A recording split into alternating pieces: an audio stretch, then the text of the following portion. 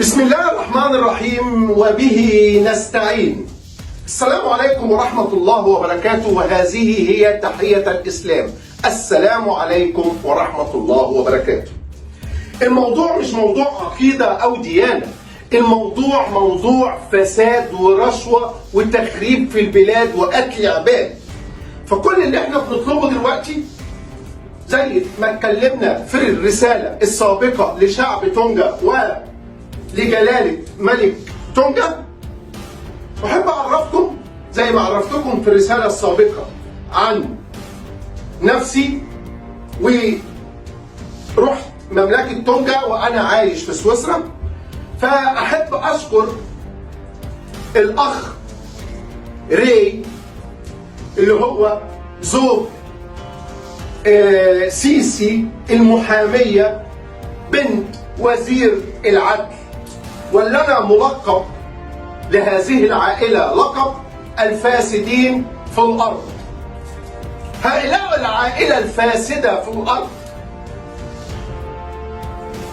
عملوا لي عقد، وحضرت إلى مملكة تونجا وتعاملت مع شعب تونجا، وكانوا بيستقبلونا بحفاوة وود وترحاب وخروج، وكنا بنروح هنا وهنا وبنساعد الناس ونساعد والده اللي هو يقول عليه والده اللي هو أبو زوجته، لأن مريض وعنده شلل نصفي ومرضه كتير يعني، ونساعد وزير العدل السابق اللي توفاه الله ورئيس الوزراء وبعض من الوزراء وما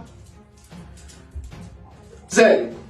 فأشكرهم جزيلا إن هم أعطوني الفرصة إن أنا أشوف مملكة تونجا وشعب تونجا، لديت أنا بشكرهم. أما ما اكتشفته من فساد في مملكة تونجا من هذه العائلة عندما ذهبت إلى فافاو، فتغير الوضع خالص، يعني تغير كليا. وبقيت أسأل نفسي إزاي كمية الفساد ديت هنا في مملكة تونجا من هذه العائلة، من قتل ورشوة حتى بدون تسريح. يعني أنا مثلا سؤال ممكن أسأله للأخ رأفت أو ري زي ما بيقولوا له: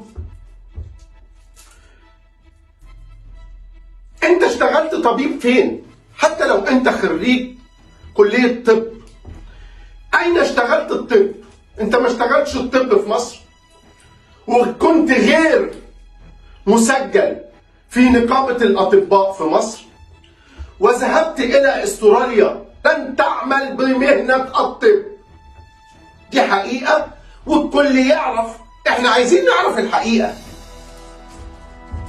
ولكن وجودك في تونجا سمح لك ان انت تشتغل طبيب، يعني انت منتحل صفة طبيب لوجود عائلة فاسدة تحميك، فأصبحت من الفاسدين في الأرض. كم شخصية ماتت على إيدك من كتر الجلسات الكهربائية اللي انت بتديها لهم، تتذكر طبعا. المهم، بعد ما حدث في فافاو ورجعنا عرفت حقيقة زوجته وحقيقة والد زوجته وحقيقته هو، وقدمنا المشروع علشان نعمل منتجع صحي. وعلى فكرة المشروع متواجد باسمي واسم شركتنا السويسرية، والبيت السويسري موجود في وزارة الأراضي، ولكن كل حاجة واقفة طبعا، غير المشاريع التانية اللي قدمناها لوزير البيئة ولا رئيس الوزراء وعشان البيئة، هنتكلم فيها في الرسائل التانية. ولكن يا سادة، الموضوع مش موضوع شخصي، لا لا لا أبدا. الموضوع إن إحنا عاوزين نوصل للحقيقة، حقيقة فساد هذه العائلة. وإذا كنت بتقول إذا كنت أنت مسيحي وأنا مسلم بالعكس، بالعكس، أنا عندي القرآن كتاب ربنا عشان أنا مسلم، وعندي الإنجيل. عندي الإنجيل أهو. ما أعتقدش إن في نسخة موجودة منه في جزيرة تونجا أو موجودة، وعلى استعداد إن أنا أهديه لملك البلاد، وأهدي لشعب تونجا ولملك تونجا سيف العدل. سيف العدل، هذا السيف على استعداد لإهدائه لملك تونجا. جميعنا يريد العدل يا سادة.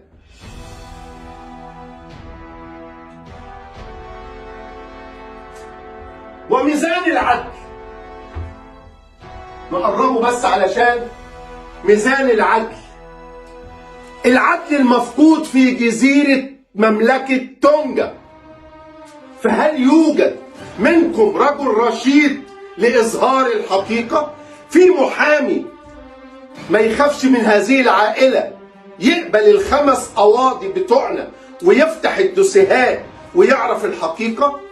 احنا ليه سيبنا مملكة تونجا وهربنا؟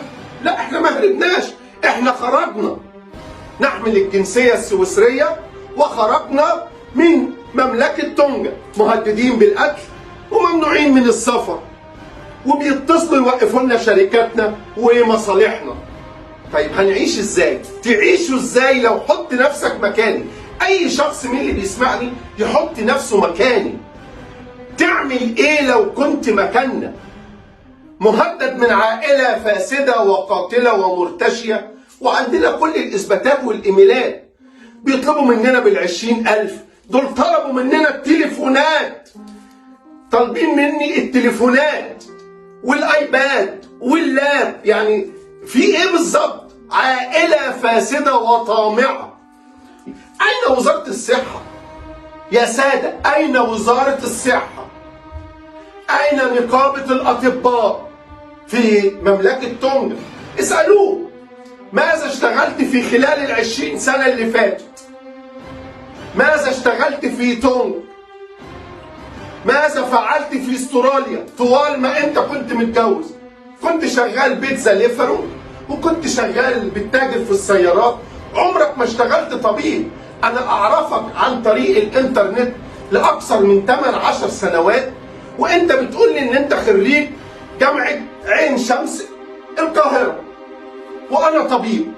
اما انا فانا اخصائي تغذية وفيتامينات. انا ما بقولش ان انا طبيب، انا اخصائي واستشاري تغذية والعلاج بالفيتامينات والمعادن والتخلص من الآلام.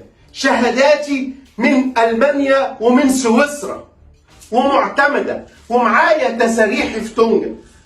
الأستاذ اللي هو مدعي إن هو طبيب، هل توجد معك تساريح؟ من رابع المستحيلات. لو عندك تسريح إن أنت تعمل في تونجا بمهنة طبيب، اعرضه ورينا. يا سادة، الموضوع مش موضوع شخصي، إنها ليس قضية شخصية، ولكن قضية رأي عام في مملكة تونجا. أفيقوا يرحمكم الله. جميعنا يريد الحقيقة ويريد العدل والقضاء على الفساد والرشوة والمخدرات في البلاد. هذا كل ما أطالب به، العدل، وعلى استعداد الحضور إلى مملكة تونجا للوصول أمام القضاء العادل. ومعي سيف العدل لجلالة ملك تونجا، ومعي الإنجيل 1888 أهو. إنجيل كتاب مقدس للمسيحيين. أهلا وسهلا، وعلى استعداد إهداؤه لأكبر كنيسة في تونجا ولجلالة ملك تونجا. تمام؟ أفيقوا يرحمكم الله، انتبهوا أيها السادة، انقذوا شعب تونجا من هذه العائلة الفاسدة. كل اللي أقدر أقوله إن غدا إن شاء الله في يوم رياضي، وسوف أتواجد وأشارك في هذا اليوم الرياضي، وأرفع علم تونجا وعلم جمهورية مصر العربية وعلم سويسرا، وبطالب بالقضاء على الفساد والعائلة الفاسدة بمملكة تونجا، والقضاء على المخدرات. جميعنا يريد الحقيقة والقضاء على الفساد. انقذوا شعب تونجا، ما تنقذنيش أنا خلاص سبت تونجا ومشيت، بطالب بحقي. ليا 5 قواضي مفتوحين في تونجا، مش لاقيين محامي في تونجا، ومش عايز ارفع قضية دولية على تونجا. فكل اللي بطالب بيه العدل والحقيقة. والسلام عليكم ورحمة الله وبركاته. عربي عباس.